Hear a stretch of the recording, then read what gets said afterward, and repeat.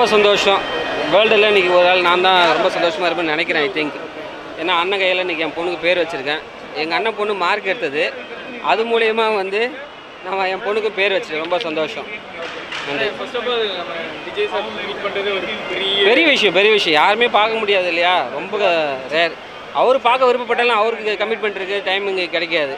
இதுமாதிரி வாய்ப்பை பயன்படுத்தி எங்களுக்கு கிடைச்சிது. எந்த ஊர் மாவட்டம்? நான் திருவண்ணாமலை மாவட்டம் கீழ்பண்ண தொகுதி வேட்டவலம் பேராட்சி. சரி, என்ன பேர் ஃபர்ஸ்ட் சஜஷன் பண்ணி? அவர் கையில் ஃபஸ்ட்டு குழந்தைய வாங்கின உடனே என்ன விஷயம்னாரு, அண்ணா குழந்தை பிறந்து 48 days ஆகுது, பேர் வைக்கல, உங்கள் கையில் வைக்க நான் வெயிட் பண்ணேன், இந்த வாய்ப்பை பயன்படுத்தி வைக்கிறேன் அப்படின்னாரு. சிரிச்சிட்டு நீங்கள் 3 பேர் சொல்லுங்கள் அப்படின்னாரு. சொல்கிறேன், தமிழ் பேராக சொல்லுங்கள் அப்படின்னாரு. சரிம்மா தமிழ் பேராக சொல்லுங்கள் அப்படின்னாரு. நாங்கள் உடனே சடனாக யோசித்தோம், தமிழ் மணி, தமிழ் இலக்கிய, தமிழரசின்னு சொன்னோம். சடனாக யோசித்தோம். சொன்ன உடனே அவர் என்ன சொன்னார், தமிழரசி வைங்க அப்படின்னாரு. பாப்பா ப்ளஸ் பண்ணிவிட்டு, பாப்பா நல்லா படிக்க வைங்க, நல்ல விதமாக வளங்க, ஃப்யூச்சரில் உங்கள் பொண்ணு இதுமாதிரி பண்ணணுன்னாரு. சரி, நான் உங்கள் பிளஸிங்ஸ் கண்டிப்பாக நடக்கும் அப்படின்னு. எப்படி இருக்குது இந்த சான்ஸ்? ரொம்ப சந்தோஷம். உலகத்திலே நான் தான் இன்றைக்கி ஃபஸ்ட்டு. ரொம்ப சந்தோஷமாக இருக்குது.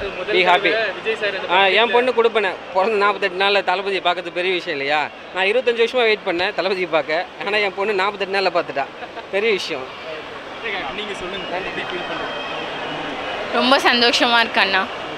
வார்த்தைகளால் சொல்ல முடியல. அதுவும் இல்லாமல் காலையிலேருந்து நாங்கள் வெயிட் பண்ணி ஸோ டயர்டில் இருக்கேன். வேறு ஒன்றும் இல்லை.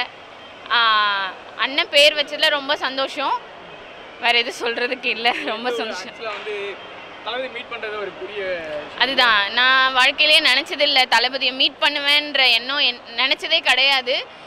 பட் ஆனால் நேத்தி வந்து போகலாம் அப்படின்னு சொல்லும்போது கூட நம்மளாம் போக முடியாது அப்படின்னு தான் சொன்னேன். மார்னிங் நான் 9 o'clock ரீச் ஆகிற வரைக்குமே எனக்கு அந்த எண்ணம் கிடையாது.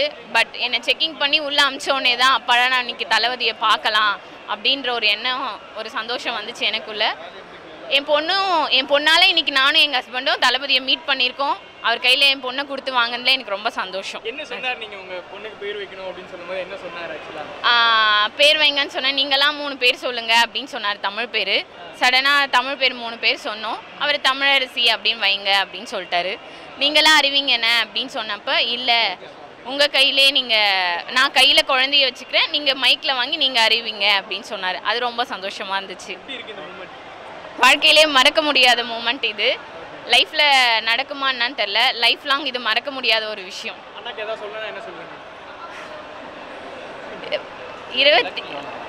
தமிழக வெற்றி கழகத்தின் சார்பாக 2026ஆம் ஆண்டு மக்களின் முதல்வராக பதவியேற்பார்ன்ற நம்பிக்கை இருக்குது. கண்டிப்பாக 2024ஆம் ஆண்டு அண்ணன் தளபதி தான். 26ஆம் ஆண்டு அண்ணன் தளபதி தான். வாழ்த்துக்கள்.